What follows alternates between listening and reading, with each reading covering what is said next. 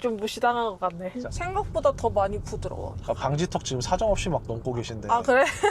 안녕하세요 드마님. 오늘 저희가 시승하고 있는 차는 아반떼. D-All New 아반떼. 앞에 D-All New가 붙으면 완전히 모든 게 외관, 실내 다 바뀌었다 라고 생각하시면 됩니다. 드디어 도로에서 만나보게 되거든요. 네. 자, 왼쪽에는 화이트 컬러, 오른쪽에는 저희도 시승하고 있는 레드 컬러의 네. 차량인데, 와, 저 브레이크 등이랑 이 디자인 좀 어때? 색다르긴 해. 색다른데 내 앞에서 봤던 그 느낌은 아닌데. 야, 앞에는 파이터젯 전투기에서 영감을 받아서 완전 뾰족하고 날렵하고, 또 심지어 앞에 디자인 자세히 보면 Z 모양의 디자인도 들어가 있어. 앞에 디자인 좀 보자. 뭐 뒤에 차 없나? 자, 이제 앞에 보이시죠? 앞에가 좀 그 아이언맨스럽네. 저기 흰색 같은 경우에는 보면 후면부에 번호판 옆에가 리어 디퓨저 부분인데, 이번 아반떼에 또 최초로 적용이 된 범퍼리스 리어 디퓨저. 범퍼가 없어서 이만큼 막 튀어나와가지고 드마가 이거 사고 나면 어떡하냐라고 얘기했던 거 기억나세요? 그렇지만 이렇게 주행을 하면서 뒤에서 바라봤을 때는 이렇게 튀어나온 느낌이 상대적으로 덜 하기는 해. 왜냐면 우리는 이제 정면에서 바라보니까. 그런데 이렇게 조금만 측면으로 와서 보니까 튀어나온 줄 몰랐다. 바로 튀어나와 있는 게 되게 디자인적으로 딱 바로 보이지.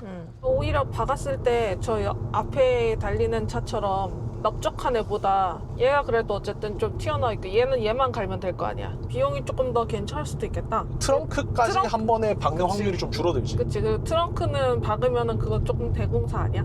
그렇지, 맞아. 그치. 지식이 늘어나고 있어. 사고를 대비해서 차량을 디자인하는 건 좀 어렵지 않나. 뭐 그러면 정말 그냥 민둥민둥하게만 만들어야죠. 이번 올뉴 아반떼에서는 기존의 심리스 호라이즌 램프라고 해서 가로로 쭉 이어졌던 그 라이트가 아니라 드마 얘기처럼 중간중간 이렇게 띄엄띄엄 떨어져 있어요. 끝에도 이렇게 살짝 대각선으로 흰 색깔 불이 들어와서 DRL이 들어오거든요. 자, 옆에 이제 지나가는 거 한번 보시면 가로로만 있는 게 아니라 옆에 끝부분에도 이렇게 라이트가 들어가 있습니다. 저게 아트 오브 스틸 디자인. 그래서 앞으로 나올 다른 현대 신차에도 저 디자인이 똑같이 적용이 돼 있을 거예요. 옆에 실루엣 있잖아. 저걸 이제 프로파일이라고 부르는데, 이 프로파일 디자인도 아트 오브 스틸, 직각직각, 직선직선이 후면부에는 오버핸더라고 하는 팬더가 오버됐다. 옆에 유리로 봐도 뒤에 엉덩이가 이만큼 튀어나와 있는 게, 심지어 문손잡이가 저희 사이드 미러로 보여요. 그만큼 핸더가 이렇게 튀어나와 있거든. 근데 이게 일반 세단에서는, 특히 전륜구동 일반 세단에서는 이런 디자인이 되게 과격적이다. 하다못해 저 옆에 이제는 구형이지만 소나타도 보면 오버핸더가 이렇게 있다던가 하지는 않아. 소나타랑 얘 중에서 뭐가 비싸? 소나타가 비싸죠. 소나타가 더 윗급이죠. 아반떼 근데 다음 소나타. 그런 거 치면은 얘 되게 괜찮게 잘 나온 것 같아.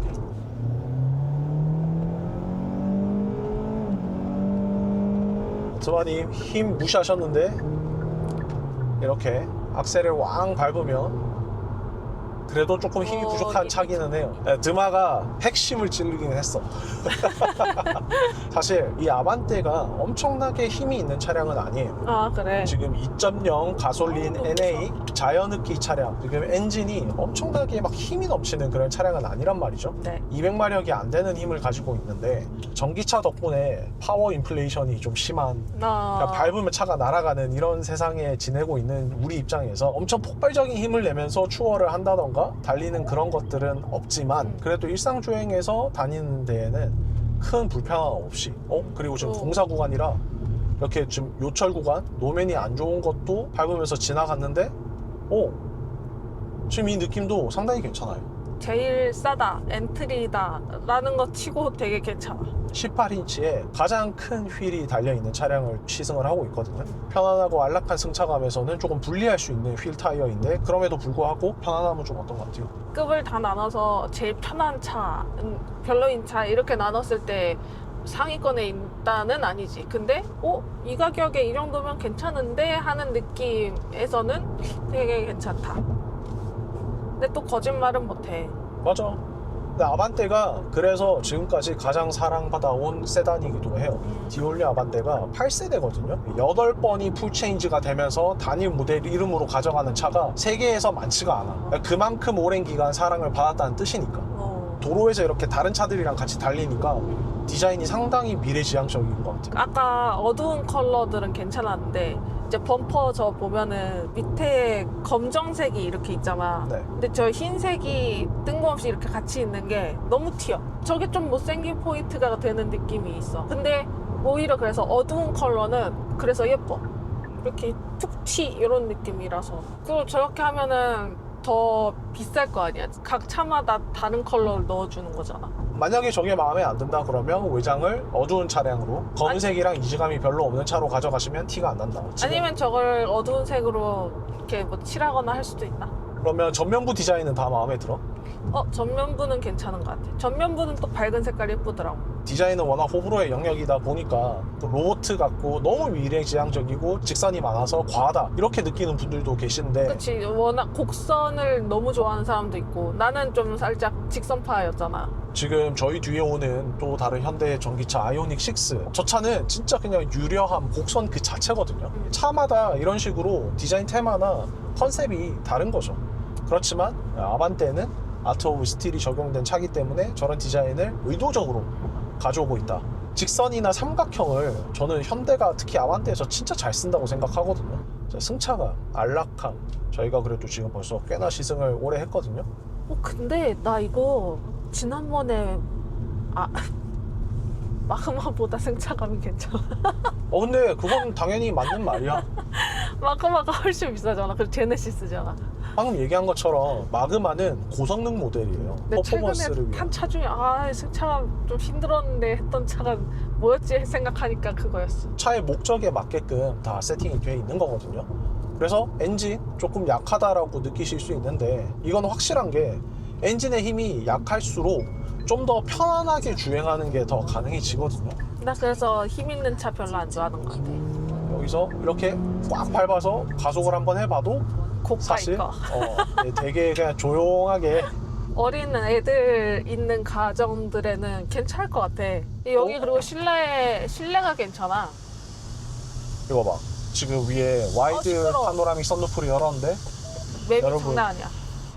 열고 닫았을 때 소음의 차이가 억제가 엄청나지. 자, 앞에가 아까 말씀드린 쟤는 뭐야? 부드러운 아이오닉 6 아. 커브 곡선이 많이 들어간 차. 와, 두 개 완전 비교된다. 저 중에는 오빠는 둘 중에는 어떤 게 마음에 들어? 이거 리뷰 빼고. 저는 아반떼. 어. 저는 직선이 좀 더 강인함을 주고 아반떼가 좀 더 개인 취향에 맞습니다. 나도 아반떼. 아이오닉 6 같은 경우에는 저 곡선의 디자인 때문에 공간감을 좀 포기할 수밖에 없는 물리적인 요소들이 있었거든요. 그런데 아반떼는 뒤에 직각의 디자인을 적극 활용해서 헤드룸 같은 경우에도 전작 대비 18mm나 더 확보를 했습니다.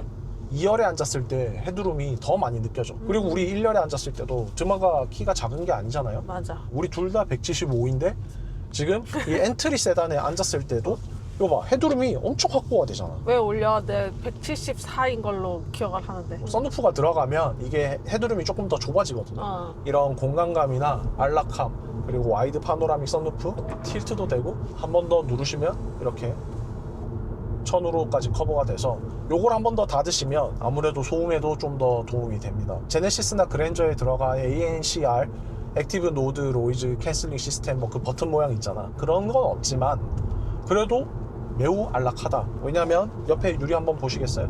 이중 접합이겠지. 네, 맞습니다. 이렇게 1열과 윈드실드에 이중접합 차음 유리가 적용이 돼 있고 2열에는 들어가지 않았는데도 이 NVH 노이즈 바이브레이션 하시네스가 진짜 훌륭하다. 지금 우리 앞에 차가 아반떼야. 저게 아마 한 5세대, 6세대 아반떼인데 아예 다르게 생겼다. 지금 뭐 이번에 아트 오브 스틸 디자인이 들어가면서 완전히 이렇게 달라진 것도 있지만 크기도 느낌이 확 차이가 나지. 얘가 훨씬 크다. 쟤도 아반떼고 우리도 아반떼고 그 외에도 인포테인먼트 시스템, 이 플레오스 시스템도 그랜저에서 최초 적용이 돼서 그 다음으로 현대모터 그룹에서 두 번째로 적용이 된 게 이 디올뉴 아반떼거든요. 그랜저에 들어간 것만큼 큰 디스플레이는 아니야. 아, 그래? 그랜저는 17인치가 들어갔는데 더 컸어? 14.6인치 디스플레이가 적용이 되어 있습니다. 그리고 이거보다 이제 아래 등급으로 가면 조금 더 작은 디스플레이가 들어가는데 그건 12.9인치. 화면이 뭐 너무 크다, 별로다 하는 분들은 디스플레이도 좀 크기를 선택해서 사용하실 수 있다. 그래서 저는 그랜저에서 들어갔던 17인치도 뭐 몇몇 분들은 이게 너무 크다라고 얘기해 주시는 분들이 있었는데 저는 이렇게 크게 안 느껴졌거든요. 그 거거익선이야. TV도 거거익선이라고 하는데 요 정도는 커줘야지. 근데 물론 너무 커서 시야를 많이 방해하거나 가리면 안 되는데 그렇게 디자인 안 했잖아. 그런 부분은 충분히 고려가 돼서 들어가 있다. 디스플레이가 워낙 압도적으로 이렇게 가운데 딱 칸이 있으니까 디스플레이만 있는 줄 아는 분들이 많으신데 이렇게 열선, 엉따, 저는 이게 또 너무 좋은 게 3단계로 이제 다 켜져. 전에는 항상 1단계였거든요. 그래서 3번씩 눌러줘야 딱딱딱. 되는데 한국인이 좋아하는 스피드, 한 번에 3단계로 들어갈 수 있다. 이런 버튼이 활성화됐을 때 터치로 원하는 단계까지 한 번에 가질 수 있습니다. 공조, 비상 버튼, 공조 모드, 위치, 이거는 물리 버튼으로 남겨놓은 건 진짜 너무 환영할 만한 그런 요소입니다. 그리고 이 디스플레이 시스템의 이름은 플레오스 커넥트라고 하는데 이 왼쪽에 들어가 있는 거는 차량의 주행에 관련된 정보를 항상 보여주고 있거든요. 냉각수 온도라든지 공기압, 그리고 연비. 이 연비도 시승이 끝나고 나면 최종 연비를 또 보여드릴게요. 근데 13.1 연비 훌륭하죠? 그리고 차가 출발하기 전에 장시간 서 있었거든요.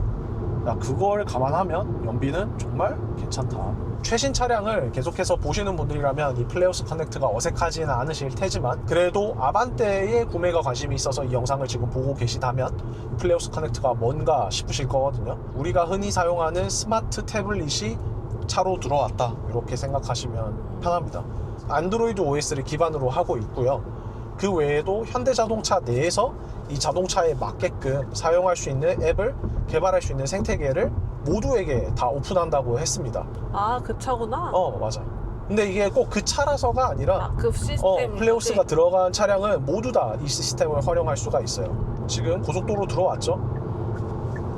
자동 차선 변경 이렇게 활성화돼서 원하는 쪽으로 버튼만 이렇게 눌러주시면 편하게 왔다 갔다 하는데 전혀 어려움이 없습니다. 이렇게 디스플레이에서도 차가 어떻게 인식을 해서 어떻게 움직이고 있는지를 실시간으로 보여주고 위에 슬림 디스플레이가 들어가서 내가 필요하고 원하는 정보를 그때그때 바로 볼 수 있게끔, 그리고 여기 있는 정보도 내가 원하는 걸로 위치를 다 바꿀 수 있어요. 좌측에는 지금 기름, 오른쪽에는 지금 평균 연비까지. 내비게이션을 큰 화면으로 사용할 수도 있지만 필요하신 다른 앱을 띄워서 이렇게 3분할로 해서도 사용하실 수 있습니다. 그래서 조수석에서도 원하는 앱이나 기능을 앞에 이렇게 활성화시켜 놓고 갤럭시 폴드, 노트 생각해 보시면 이렇게 분할해서 쓰는 거 되게 또 유용하거든요. 나는 이게 이렇게 어플 형식으로 되게 많이 있는 게 이런 걸 누가 써? 그리고 나이 있는 사람들은 이런 거 쓰기 되게 어렵겠다 생각을 했었는데 나이 드신 분들이 오히려 또 폴드 이런 거 되게 잘 쓰시잖아. 크니까 그치. 그니까 그래서 오히려 이게 더 익숙하겠다 생각도 든다. 나는 오히려 안 익숙하거든. 방금 보신 것처럼 처음에 조작할 때는 뭐 어색할 수 있어요. 뭐 우리가 조작법을 전혀 모르니까. 내 스마트폰도 마찬가지로 그랬잖아요. 조작법을 한번 익혀두시고 나면 방금처럼 이렇게 앱을 띄고 나면 손가락 3개를 그냥 꾹 눌러서 이렇게 원하는 위치로 옮길 수 있고, 이거 원하지 않아 그럼 여기 슬라이드 눌러서 당기면 다시 이렇게 확장이 되는 거예요. 차 사면은 그 딜러분 와가지고 교육해 주던데 한 맞아. 1시간. 뭐 그래도 되고 아니면 지금처럼 이렇게 영상 보시면 이건 금방 익숙해지십니다. 좌측에는 주행 보조 기능 관련된 버튼들이 여기에 이제 다 위치해 있고요. 가운데 버튼을 눌러서 반자율 주행을 활성화하고 비활성화 했다가 원하는 대로 하실 수 있고, 지금 이 오른쪽 버튼이 이번에 새로 생긴 건데 이 버튼을 누르면 지금 원래 달리고 있던 속도에서, 왜 우리 그 제한 속도가 구간별로 다르잖아요. 근데 지금 제가 70으로 맞췄거든요. 근데 여기서 이 버튼을 누르면 지금 해당 구간의 제한 속도로 속도를 변경해 줍니다. 그래서 속도를 떨어뜨리는 것도 가능하고 고속도로 합류했을 때 속도를 더 올려야 된다. 그럴 때도 이 버튼을 누르면 우리 전에처럼 이렇게 꾹 눌러서 기다리는 게 아니라 한 번에 원하는 대로 필요한 속도로 착착 올라가진다. 그 외의 것들은 뭐 우리가 다 익숙히 아는 것들이고, 드라이브 모드가 여기 작은 버튼 하나로 이렇게 쏙 들어와 있습니다. 그리고 아반떼에는 최초로 NSCC2라는 게 들어갔는데 내비게이션 베이스드 스마트 크루즈 컨트롤 2입니다. 근데 이게 뭐냐, 지금 타이밍이 너무 좋은데 이제 시내에서도 국도에서도 이 반자율 주행 기능을 사용하실 수 있다. 고속도로 내려왔죠? 이 기능을 한번 활용해 보겠습니다. 기존에도 HDA2를 시내에서도 활용하신 분들 많았을 거예요. 솔직히 저도 뭐 몇 번 활용을 했고. 그냥 다 키는 거 아니었어? 고속도로에서만 켜야 되는 거였어? 원래는 법적으로? 아니요 그건 아닌데, 법적으로는 아니죠. 그렇지만 원래는 고속도로에서 사용하라고 만든 기능인 거예요. 뭐 차간 거리도 충분히 편하게 인식을 해서 알아서 이제 속도를 줄여준다. 차 간격을 한 칸으로 줄여서 이제 진짜 본격적으로 시내에서 한번 활용해 볼게요.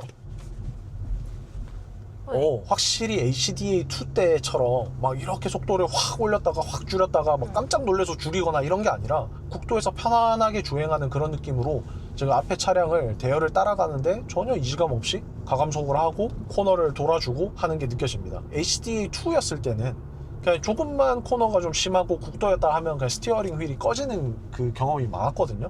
그런데 지금 끝까지 이렇게 붙잡고 가주는 게 느껴지네요. 오, 도착했다.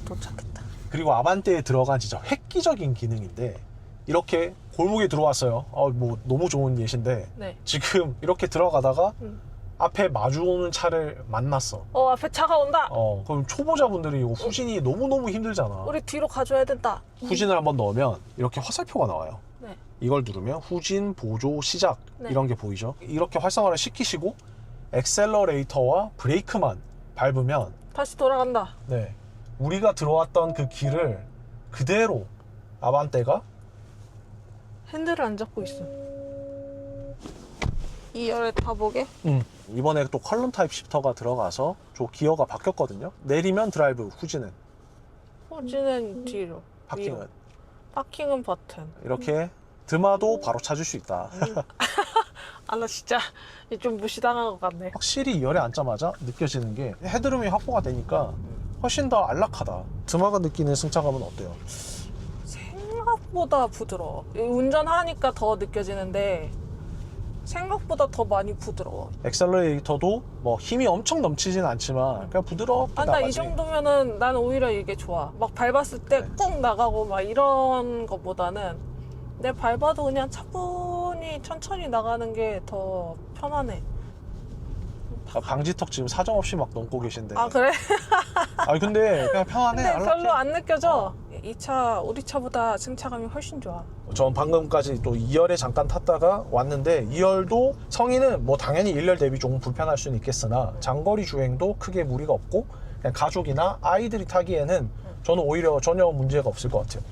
아이는 괜찮지 이 정도면. 그 외에도 이 실내도 정말 널찍널찍하게 잘 나와서 지금 무선 충전 패드는 2개가 들어가 있고 여기 가운데 이것도 암레스트고 그럼 내 것도 충전 좀 여기도? 해주지 오빠. 암레스트고 드마가 주행을 했을 때 어. 지금 우리 차보다 승차감이 좋다고 하셨는데 훨씬 부드러워. 우리 차 뭐죠? 셀토스요. 네, 똑같이 엔트리 차량이기는 해요. 셀토스도? 그럼 셀토스도 엔트리 SUV고 네. 아반떼도 엔트리 세단인데 브랜드가 다른 건가? 뭐 브랜드가 다른 것도 있지만 가장 큰 차이점은 이제 세단과 SUV의 차이점이 있기는 하죠. SUV가 다재다능하고 뭐 시야도 확보가 되고 뭐 방지턱도 좀 더 편하게 넘을 수 있고 이런 장점들이 쫙 있지만 이 물리적인 차이에서 오는 요건들 때문에 이 세단이 아반떼만이 주는 이런 정숙함이나 승차감 이런 것들이 분명히 존재합니다. 조금 더 스포티한 주행을 하면 이 느낌이 훨씬 더 배가 돼. 이거는 물리법칙이라 어떻게 따라올 수가 없는 거야. 무게중심이 SUV 대비 훨씬 낮게 깔리니까 이런 요철을 지날 때도 차가 훨씬 더 그냥 깔끔하게 넘어가시죠. 승차가 그 드마가 얘기해 준 게 좀 인상 깊었는데 셀토스 대비 뭐 어떤 게 마음에 들었어? 일단 엄청 부드러워. 그러니까 사실 뭐 부드러운 차는 많지. 우리 셀토스가 워낙 좀 격하잖아. 이게 툭툭거리는 그런 느낌이 있으니까 우리 차보다 툭툭거리는 차를 찾기는 조금 어려운데 근데 그럼에도 불구하고 얘가 굉장히 스무스해. 이 차 자체만으로는 엄청 부드럽게 잘 나가거든. 그러니까 다른 차들도 뭐 비슷하겠지만 그래도 그 엔진이나 이런 움직임이 차체에서 느껴지는 잔진동이나 이런 것들이 분명 있잖아. 근데 그런 게 얘가 되게 없어. 없는데 대신에 그게 있지. 노면이 고르지 못할 때 되게 비싼 차들은 그런 걸 차 자체로 뭔가 잡아주는 뭐 서스펜션? 뭐 이런 것들이 있다 치면은 얘는 그거는 부족해. 그래서 노면이 고르지 못한 상태에서 승차감이 조금 아쉬울 수 있지만 이 차 자체로 나가는 그 느낌은 되게 괜찮아. 뭐 맞는 표현인지는 몰라. 맞아요. 맞게 말씀해 주신 거죠. 드마가 딱 느낀 그 마음이니까. 우리 셀토스 대비 부드럽다고 했잖아. 툭툭거림. 그게 이제 변속기에서 오는 차이가 큰데 아반떼 같은 경우에는 IVT를 채택해서 이 차에 맞는 부드러운 주행을 보여줄 수 있다. 그래서 요거의 좀 단점이라고 하면 이런 스포츠 모드에 들어가서 이런 패드 시프트가 또 차에도 있거든요. 근데 이런 걸 이용해서 이런 스포츠 주행을 하기에는 방금도 막 웅 하면서 좀 변속이나 이런 시간도 더디기는 해. 엔진 소리 엄청 들어오죠. 그리고 꽤 밟고 있는데 와 뒤에 지금 엄청 멋진 거 온다. 뒤에 오! 지금 콤보이 오는데 우와. 고속도로 이렇게 넘을 때도 요철이 뭐 타본 차 중에서 가장 좋다 이건 아니지만 아반떼 힘을 감안했을 때는 덜컹 할 만한 그런 요철 구간도 보잉? 요런 느낌? 그리고 우리는 지금 블랙 모노톤의 인테리어라 이렇기는 하지만 인테리어 컬러도 네 가지로 그래 아까 밝은 거 있지만 밝은 컬러는 또 두 가지가 있거든요. 근데 이게 그냥 사진으로만 봤을 때는 되게 오묘해. 그런데 제가 또 실물을 담아왔어요. 아 버건디 아이보리 로즈랑 초크 베이지 원톤. 나는 버건디 아이보리 로즈. 나도 이제 그걸 실물로 보니까 되게 고급스럽고 괜찮더라고. 이번에는 컬러도 되게 많아. 차 종류 여기서는 되게 확연하게 다른데 실제로 봤을 때는 크게 도드라지진 않아서 뭔가 미묘한데? 이런 느낌이었는데 근데 드마는 그 지하 주차장에서 봐서 그렇고 또 야외에 나와서 보면 야외에서는 또 차이가 나.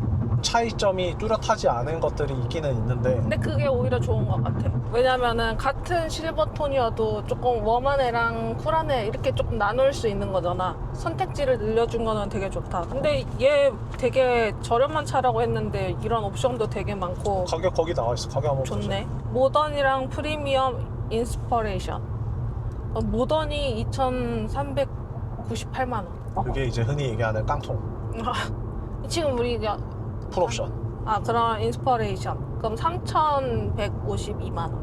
아반떼이지만 여기에도 뱅앤올uf슨 사운드가 들어가 있다. 자세히 보시면 오디오 바이라고 적혀 있기는 해요. 그래서 조금 더 보급화된 원래 뱅앤올uf슨까지는 아니고 또 갑자기 날씨가 엄청 더워져 가지고 에어컨을 계속 켜고 있고 차도 시동이 걸려져 있는 상태였는데 그걸 감안하고 보더라도 주행하는 동안 연비가 12km가 나왔습니다. 이거는 이제 조금 더 타력 주행을 하고 신경 써서 하면 훨씬 더 연비가 올라갈 거고요. 제가 운전했을 때 이 정도면 다른 분들은 훨씬 더 잘 나올 거예요. 그런데 사실 뭐야 박았다. 사고 났다. 저기야 저기. 사고 크게 났는데. 어머. 차 사고 났다. 119 전화하자. 그러니까 차대차 교통사고예요? 그런 걸로 보입니다. 차 한 대만 일단 제 위치에선 보여서 있었나? 운전자분들이 괜찮은 거는 확인했어요. 119에도 신고 뭐 바로 했고 운전자분들은 이제 다 그냥 내리셔가지고 차는 다 나왔어. 내리셔가지고 뭐 지금 다 확인하고 있거든요. 사고 이렇게 가까이서 막 저도 보는 건 처음이네. 나도 쿠가가가가 이거 처음 들어봤다. 그 다 들어갔을 거야 소리가. 아반떼의 핵심 기능 중에 하나인 클레오스 커넥트 안에 들어가 있는 글레오 AI라는 AI 에이전트가 있습니다.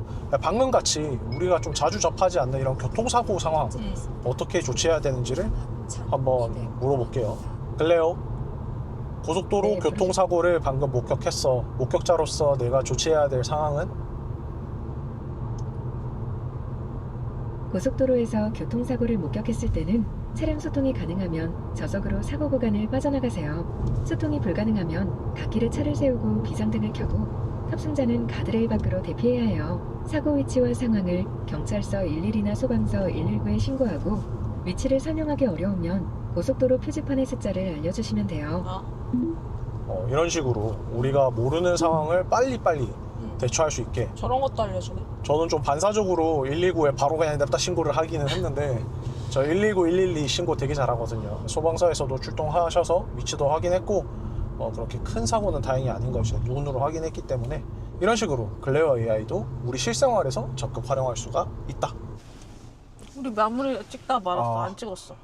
사실 오늘 지금 같이 시승한 차는 일반 아반떼인데 자연흡기 엔진이 들어간 진짜는 하이브리드거든요. 이제 하이브리드 당연히 연비도 좋지만 하이브리드 특성 기능인 이제 스테이 모드도 들어가 있고 승차감도 또 분명히 다른 부분이 존재할 거예요. 그래서 하이브리드 시승기 때 또 찾아뵙는 걸로 하고 이번 영상은 여기까지 하겠습니다. 네. 다음 영상에서 봬요. 안녕. 나 기차 지나가는데도 자라보고 놀란 갔으면 저보고도 놀란다고.